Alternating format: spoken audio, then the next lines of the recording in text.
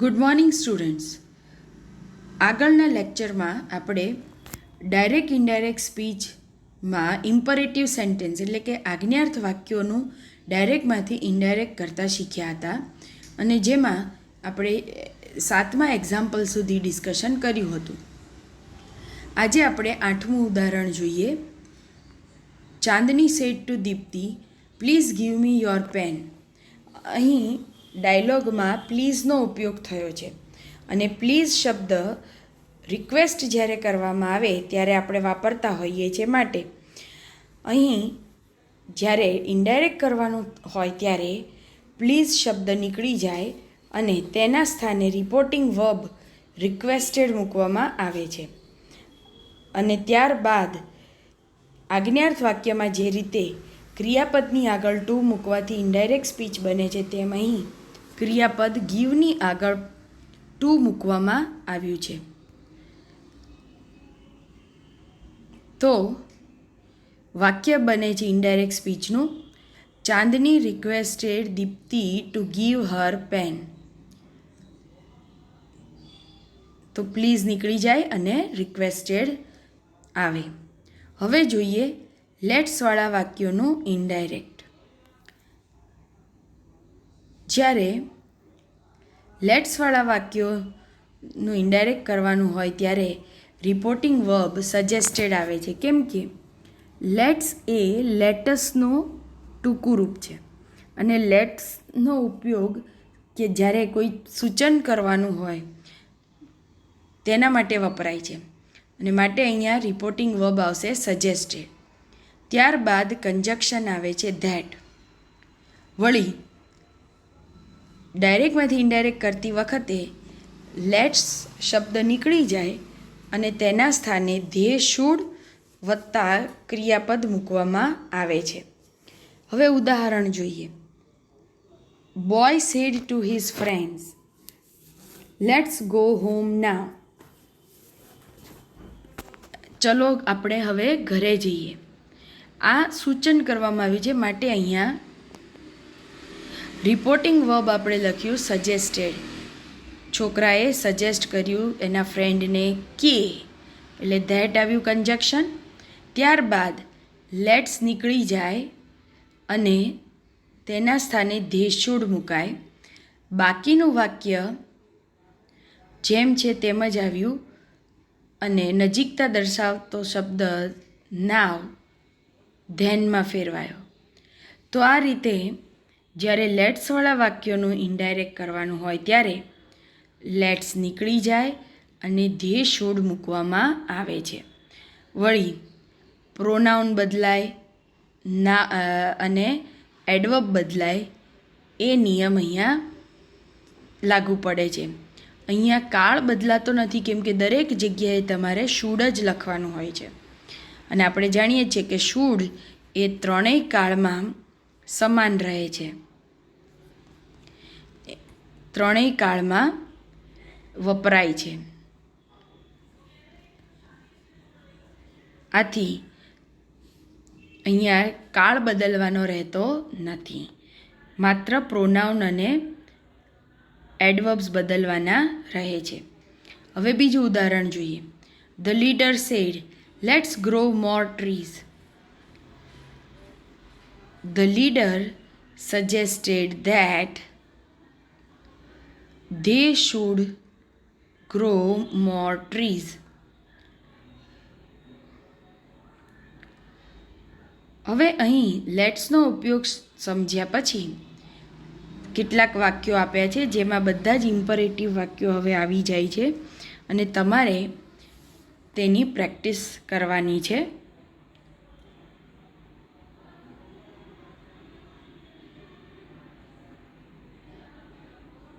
ત્યારબાદ આ ટૉપિક એક્ઝામમાં જે રીતે પૂછાય છે તે અહીંયા જોઈએ. એક્ઝામમાં તમને આ રીતે ડાયલોગ આપેલો હશે અને એ ડાયલોગનું ઇનડાયરેક્ટ કરીને આપી દીધેલું હશે, પરંતુ તેમાં ઇનડાયરેક્ટના નિયમોની ચકાસણી થઈ શકે તેવી જગ્યાએ ખાલી જગ્યાઓ મૂકી તેની બાજુમાં કૌંસમાં ઓપ્શન્સ આપ્યા હશે અને આમાંથી તમારે સાચો વિકલ્પ શોધીને ખાલી જગ્યા પૂરવાની હોય છે. હવે એની પ્રેક્ટિસ કરીએ.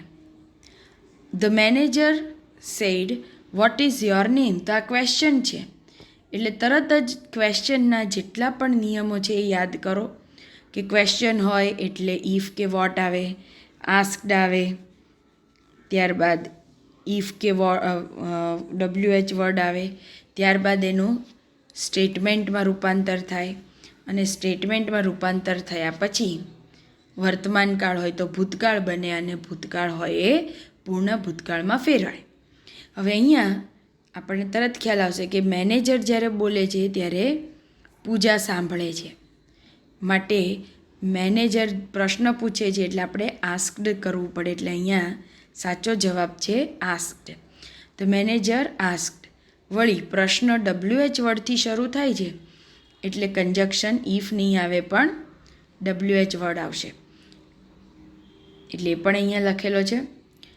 હર નેમ વોઝ. ત્યારબાદ હવે જ્યારે પ્રશ્નનો કોઈ જવાબ આપે તો આપણે એ જવાબ સ્ટેટમેન્ટ જ છે પરંતુ એ રિપ્લાય છે એટલે એનું આપણે રિપ્લાઇડ કરીએ છીએ. જે રીતે પ્રશ્ન પૂછે તો આપણે આસ્કડ કરીએ છીએ એ રીતે પ્રશ્નનો જવાબ આપે ત્યારે રિપ્લાઇડ થાય. એટલે અહીં વાક્ય બન્યું પૂજા રિપ્લાઇડ ધેટ હર નેમ. હવે અહીંયા ઇઝ છે તો એનું વોઝ થાય એટલે આપણે અહીંયા સાચો વિકલ્પ થશે વોઝ. આસ્કડ અને વોઝ આ રીતે આપણે વિકલ્પ પસંદ કર્યો. ત્યારબાદ ફરીથી પ્રશ્ન પૂછે છે manager. The manager asked again. હવે અહીંયા જે આ પ્રશ્ન છે એ ડુથી શરૂ થાય છે એટલે કે WH વર્ડ નથી અને આપણો નિયમ છે કે જ્યારે WH વર્ડ ન હોય ત્યારે ઇફ આવે, એટલે અહીંયાથી આપણે ઇફ ઓપ્શનને પસંદ કરીશું. ત્યારબાદ તમે જુઓ કે વાક્ય બને છે the manager asked again if she new computer અને પૂજા એનો જવાબ આપે છે માટે આપણે અહીંયા લખ્યું છે પૂજા રિપ્લાઇડ. વળી આઈ ડુનો અર્થ થાય છે કે યસ, એને આવડે છે માટે એણે પ્રશ્નનો જવાબ હકારમાં આપ્યો છે માટે અહીંયા આપણે શબ્દ પસંદ કરીએ છીએ પોઝિટિવલી. પૂજા રિપ્લાઇડ પોઝિટિવલી. એટલે જ્યારે જ્યારે ડાયલોગમાં યસ આવે કે આઈ ડુ આવે ત્યારે એ આપણે એનું ઇનડાયરેક્ટ કરીએ છીએ કે પૂજા રિપ્લાઇડ પોઝિટિવલી. હવે આ જ રીતે બીજું ઉદાહરણ જોઈએ. The patient says I have severe pain in my stomach. Doctor said since when have you been suffering from this trouble. કેટલા વખતથી આ ટ્રબલથી પીડાવ છો? Patient said for the last 3 days I can not eat anything, please do something. હવે અહીંયા 2-3 વાક્યો ભેગા છે. Take this capsule twice a day for 5 days. આ કેપ્સ્યુલ દિવસમાં 2 વાર 5 દિવસ સુધી લેવાની છે. Patient sad thank you. હવે અહીંયા નીચે જે પેરેગ્રાફ આપ્યો છે એમાં ખાલી જગ્યાઓ જે આપી છે સોલ્વ કરીએ. The patient told the doctor. હવે જ્યારે ટોલ્ડ હોય ત્યારે ધેટ આવે એટલે અહીંયા ઓપ્શન સિલેક્ટ કરવાનું છે that. He had severe pain in his stomach. The doctor asked him since when he. હવે અહીં હેવ યુ બીન છે જેનું થઈ જશે જ્યારે સ્ટેટમેન્ટ કરશું ત્યારે હેવ છે એ અહીંયા પાછળ જતું રહેશે એટલે સ્ટેટમેન્ટ બનશે યુ હેવ બીન. અને આ યુ હેવ બીનનું ઇનડાયરેક્ટ અહીંયા કરવામાં આવ્યું છે. સિન્સ વેન હી, હવે હેવ બીનનું થઈ જશે હેડ બીન, કેમ કે ભૂતકાળ થાય. સફરિંગ ફ્રોમ ધીસનું થશે ધેટ ટ્રબલ.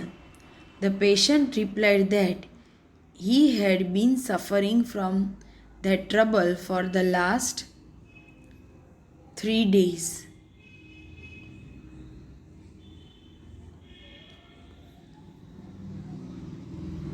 ત્યારબાદ તમે જુઓ અહીંયા મેં કહ્યું એમ કે પેશન્ટનો જે આ ડાયલોગ બોલાયેલો છે તેમાં એણે for the 3 days A phrase વાપર્યો છે, એટલે કે અધૂરું વાક્ય છે. તો તમે જુઓ કે અહીંયા ઇનડાયરેક્ટ સ્પીચમાં એને પૂરું વાક્ય બનાવવામાં આવ્યું છે, જેમ કે he had been suffering from that trouble for the last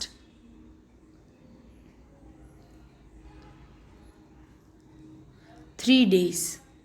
એમ આખા વાક્યમાં એનો જવાબ આપ્યો છે. વળી એ જ ડાયલોગમાં બીજું પણ વાક્ય આવેલું છે, I cannot eat anything.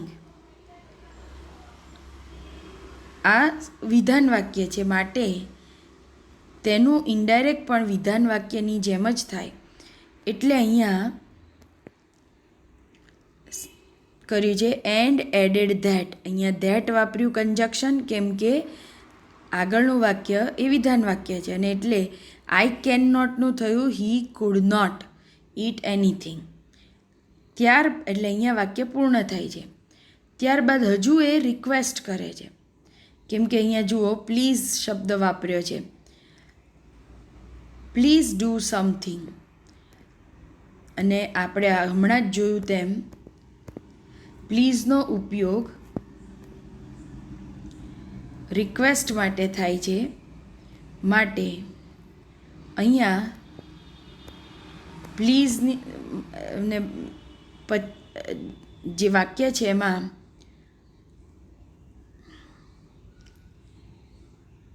જુઓ હી, ત્યારબાદ 3 ઓપ્શન આપ્યા છે, કોલ્ડ, રિક્વેસ્ટેડ એન્ડ આસ્ક્ડ. અને આપણે જોયું કે પ્લીઝનો ઉપયોગ કરે છે, માટે અહીંયા ઓપ્શન આવશે રિક્વેસ્ટેડ. પ્લીઝ નીકળી જાય અને રિક્વેસ્ટેડ શબ્દ વપરાય. He requested the doctor to do something. The doctor.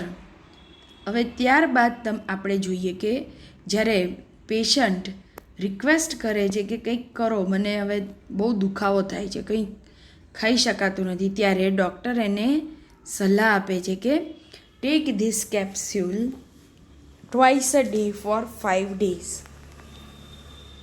જેનું ઇનડાયરેક્ટ આપણે કરવું પડશે, કેમ કે અહીંયા આ એક આજ્ઞાર્થ વાક્ય છે, અને આપણે જોયું તેમ આજ્ઞાર્થ વાક્ય હંમેશા ક્રિયાપદથી શરૂ થાય, અને આ આજ્ઞાર્થ વાક્ય છે એટલે એનું ઇનડાયરેક્ટ પણ આજ્ઞાર્થ વાક્ય તરીકે થવું જોઈએ. અને આજ્ઞાર્થ વાક્યમાં આપણે વાક્યમાં કેવા પ્રકારનો ભાવ રહેલો છે તે પ્રકારેનું રિપોર્ટિંગ વર્બ મૂકીએ છીએ. હવે અહીંયા ભાવ રહેલો છે ઇન્સ્ટ્રક્શનનો અથવા તો એડવાઇઝનો, એટલે કે સલાહ આપી રહ્યા છે, અથવા તો કહી શકાય કે સૂચન કરી રહ્યા છે ડૉક્ટર. તો અહીંયા રિપોર્ટિંગ વર્બ આવશે એડવાઇઝડ, કેમ કે થ્રેટન એટલે તો ધમકી આપી અને રિક્વેસ્ટેડ એટલે વિનંતી કરવી. અહીંયા ડૉક્ટર ન તો વિનંતી કરી રહ્યા છે કે ન તો ધમકી આપી રહ્યા છે, માટે અહીંયા રિપોર્ટિંગ વર્બ આવશે એડવાઇઝડ. અને એટલે ઇનડાયરેક્ટ સ્પીચનું વાક્ય બનશે the doctor advised him to tech. ત્યારબાદ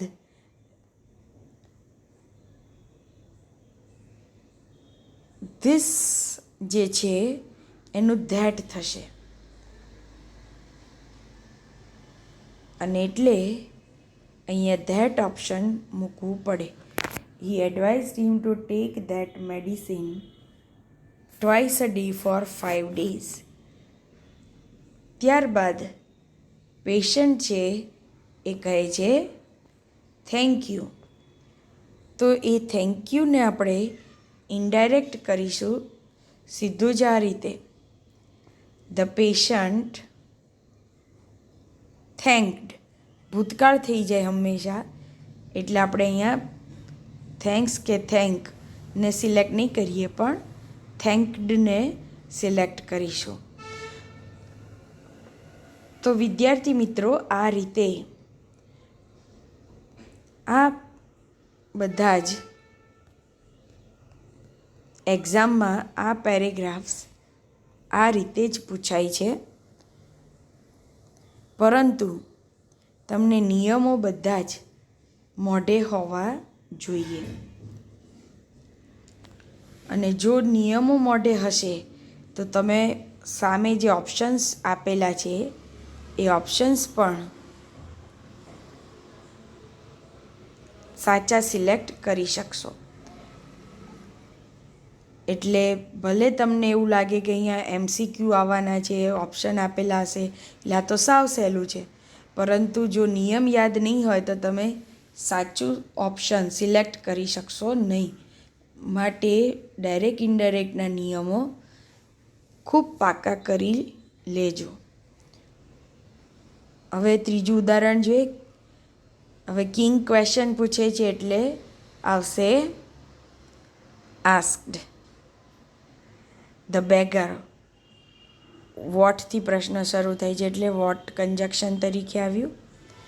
વોટ હી વોઝ, આરનું થયું વોઝ, કેમ કે હી સાથે વોઝ આવે, અને ડુઈંગનું ડુઈંગ જ રહે. He was doing there. The beggar, હવે અહીંયા આ સ્ટેટમેન્ટ છે માટે ન તો ઇન્ક્વાયર્ડ આવે ન એક્સક્લેમ્ડ આવે, કેમ કે એક્સક્લેમ્ડ તો આપણે ઉદ્ગાર વાક્યમાં વાપરીએ, એટલે બચ્યું ઓપ્શન રિપ્લાઇડ. તો અહીંયા આવશે રિપ્લાયડ ઓપ્શન.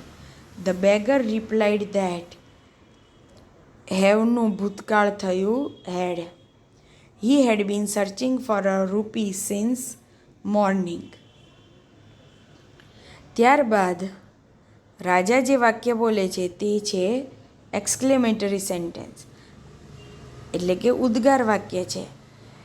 એક્સક્લેમેટરી સેન્ટેન્સ હોય એટલે આપણે એક્સક્લેમ્ડ શબ્દ વાપરીએ છીએ, જે અહીંયા આપેલો છે, અને એને આપણે સિલેક્ટ કરીશું.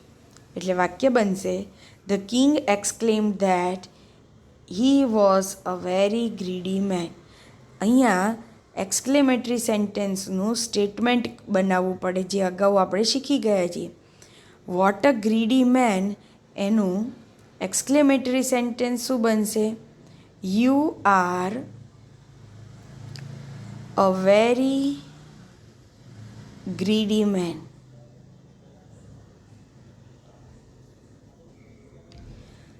અને પછી એનું ઇનડાયરેક્ટ થશે, યુની જગ્યાએ થઈ જશે હી, અને આરનું ભૂતકાળ આમ તો વર થાય, પરંતુ હી સાથે વર ન આવી શકે એટલે આપણે વોઝ કરશું. He was a very greedy man. તો આ રીતે ડાયરેક્ટ ઇનડાયરેક્ટ તમને 2 માર્કમાં 4 ખાલી જગ્યાનું પૂછાય છે. ઉપર આ રીતે ડાયલોગ આપ્યો હશે અને ત્યારબાદ એ જ ડાયલોગનું ઇનડાયરેક્ટ કરીને આપ્યું હશે, પરંતુ તેમાં ખાલી જગ્યાઓ અને MCQ આપ્યા હશે. એટલે પ્રશ્ન સહેલો પણ છે, આમ છતાં બધા જ નિયમો યાદ હોવા